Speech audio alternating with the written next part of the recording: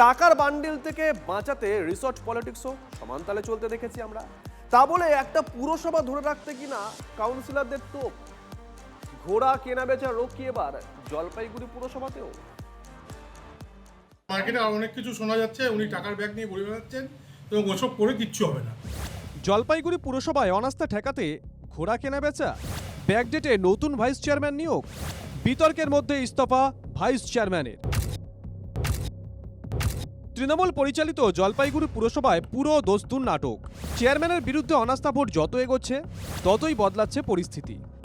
নিজের পছন্দের কাউন্সিলরকে ডেপুটি হিসাবে বেছে নিয়েছিলেন চেয়ারম্যান, এই নিয়ে জলপাইগুড়িতে বিস্তর বিতর্ক শুরু হয়। এবার সেই বিতর্কের আবহে ভাইস চেয়ারম্যান দীনেশ রাউত তিনি কিন্তু পদত্যাগ করলেন। ঋতব্রত তৃণমূলে থাকা পুরপ্রধান সৈকত চট্টোপাধ্যায়কে সরাতে একজোট তৃণমূলের একাংশ। অভিযোগ, ভোট বাঁচাতে টাকার টোপ দেওয়া হয় কাউন্সিলরদের। যদি ঘোড়া কেনাবেচা করার মতো যদি কোনো ঘটনা ঘটে থাকে কারো দ্বারা, পৌরসভার ইতিহাসে একটা কলঙ্কজনক ঘটনা ঘটবে। এরই মধ্যে ব্যাকডেটে সই করানো ভাইস চেয়ারম্যান নিয়োগ হয় বলে অভিযোগ।